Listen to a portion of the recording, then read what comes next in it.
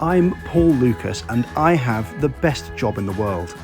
I get to fly around the world and make videos for YouTube, reviewing airlines and train trips and going behind the media hype, drawing back the curtain to find out what you really get for your money.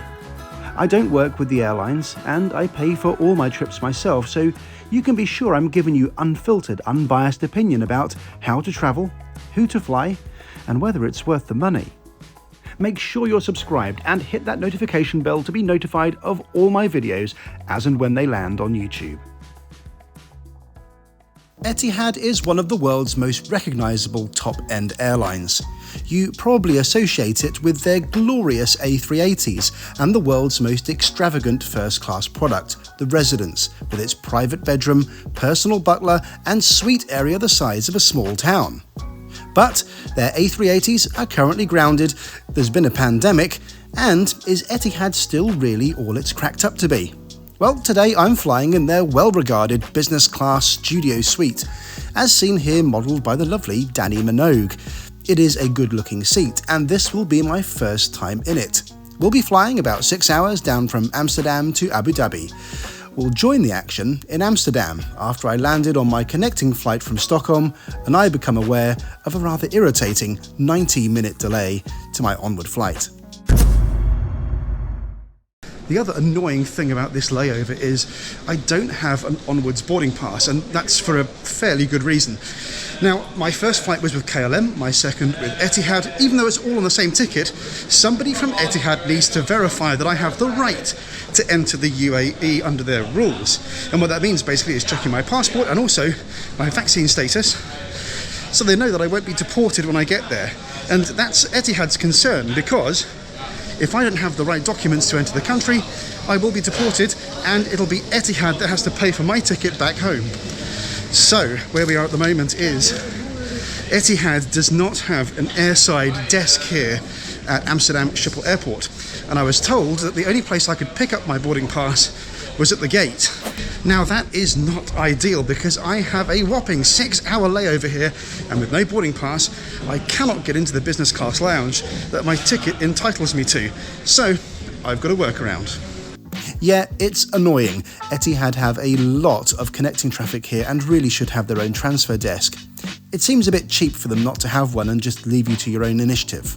So here we are outside at Amsterdam Schiphol Airport. Now you're probably wondering why I've decided to come landside instead of just going to the gate. Now there's a good reason for that. Etihad only operate one flight a day here from Amsterdam down to Abu Dhabi, and what that means is that the check-in staff and the gate staff are quite likely to actually be the same people. Once they've checked everyone in here at Amsterdam Schiphol landside, they then head airside and they go to the gate. Now if I wait until they turn up at the gate, that's about half an hour before departure and I'm never going to get into the lounge.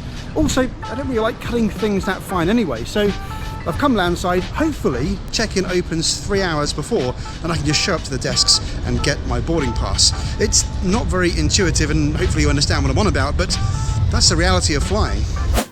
So a few coffees and a patient wait later, I check in 3 hours prior to departure as soon as the check-in opens. Here's the thing. They gave you your claim tag. Yeah. But their printer wasn't right because your bag number should be underneath this, but it isn't there. Okay. Want to check what I can do for you? Okay, yeah. Alright, we're now at the part of the video where you just want me to get on with it and stop moaning about my connection experience, but let me tell you what happened.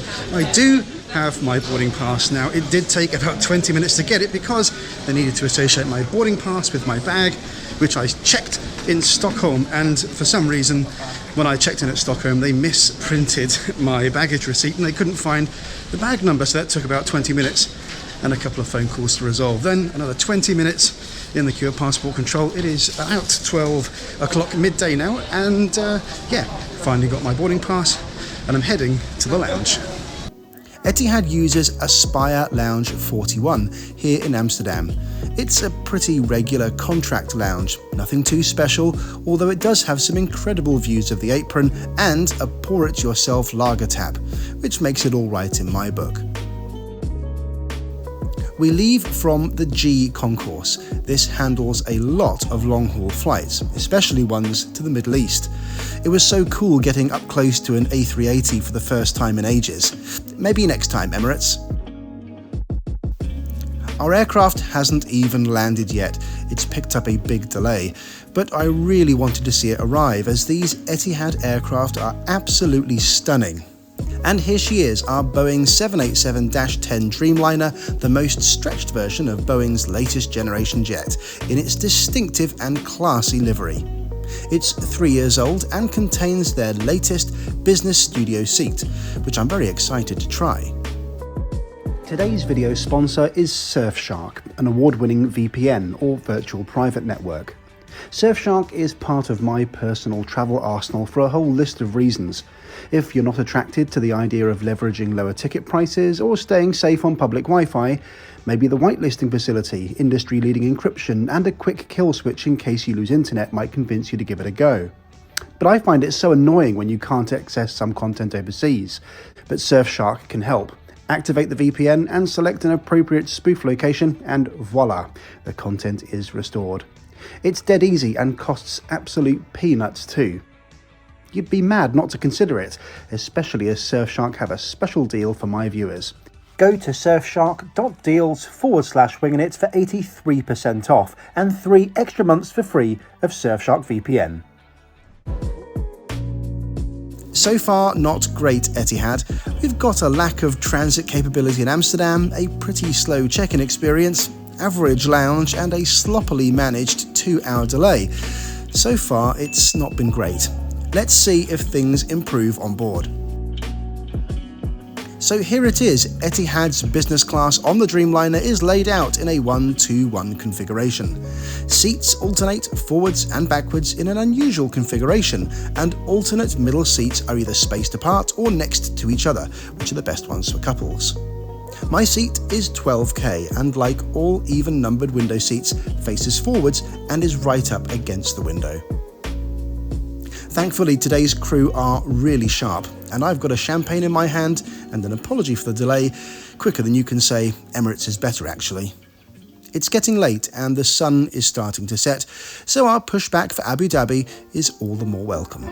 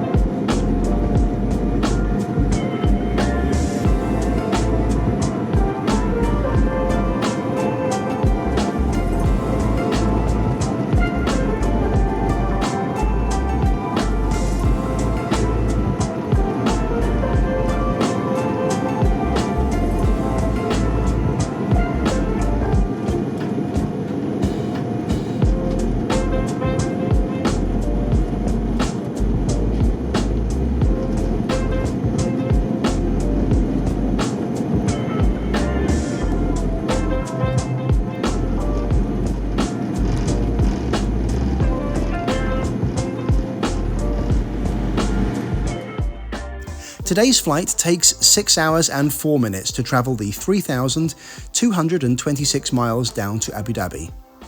Let's start by looking at the seat. The glaringly obvious flaw is that this seat is absolutely not private. Yes, it is on its own, but you can exchange glances with 4 other passengers. First world problems, but this is supposed to be a world-class seat, and I just don't get it. It's very exposed and, in this respect anyway, lags way behind much of the competition. However, it does look nice and feel classy. The remote is nice and chunky, there are several charge points, there are controls well away from wayward arms and legs, and a substantial table, although you'll need to breathe in and mind yourself when trying to leave the seat with it deployed. The storage, however, isn't great, just one pocket here. There are many competing seats with other airlines that do a lot better on the storage front. I do like the little screen for controlling the lights and seats, that's quite cool, although the table light is a bit wimpy. There are also no individual overhead vents. Overall, I'm afraid I'm a bit underwhelmed with this overhyped seat. Etihad, however, does not skimp on amenity kits. This Acqua di Parma one is lovely. I really like the brand, and it's stocked with enough for this fairly short 6-hour flight. This is a men's amenity kit and comes with cologne. What with the flight being nearly 2 hours delayed and the lounge having a pretty weak food offering, I am really hungry, and boy am I looking forward to trying this. I went for the barramundi fillet and was a bit surprised to see Etihad serve the whole meal on one tray, including the salad starter and the chocolate mousse dessert. Normally in business class each course would be served separately, but the food looks good enough, so let's dig in. It's all pretty good, not outstanding, but above average for sure. Fish is hard to get right on a plane, and mine was done pretty nicely, so a big thumbs up to Etihad for that. One of the greatest things that I've discovered while flying that I wouldn't have discovered anywhere else is this dessert wine.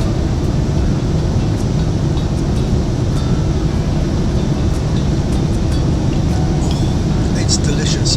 It's not like regular wine, it's not dry or anything else. It's very sweet, very syrupy.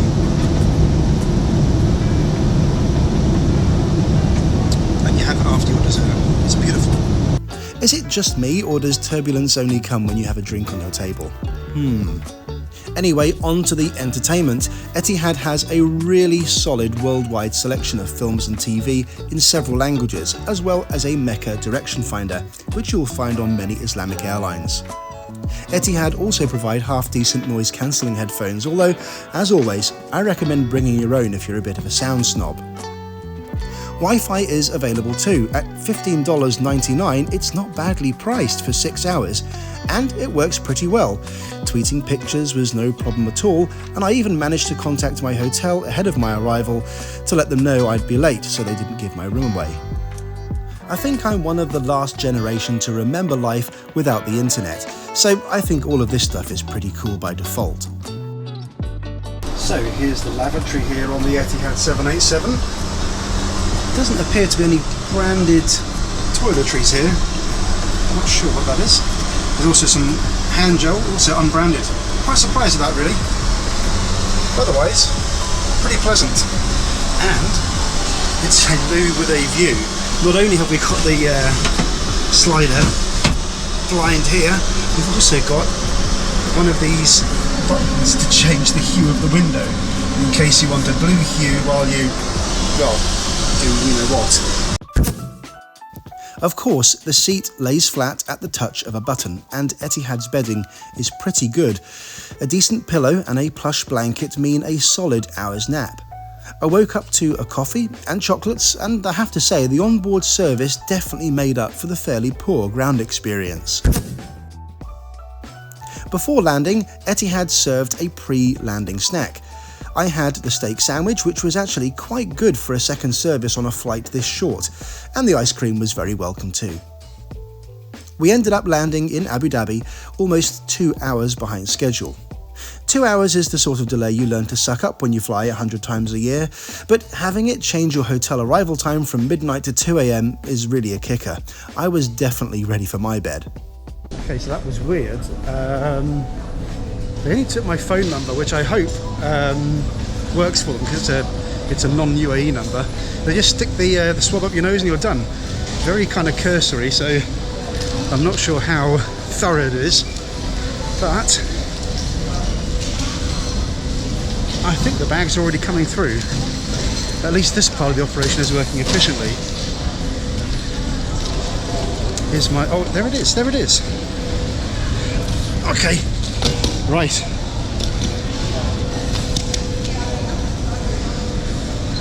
Now to see if we can find the limo service. That's right, business class passengers get a complimentary private car service anywhere in the UAE.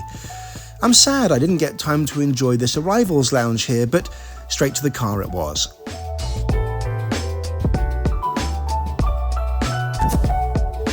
So in conclusion, Etihad is very nice when things go well. I enjoyed my flight.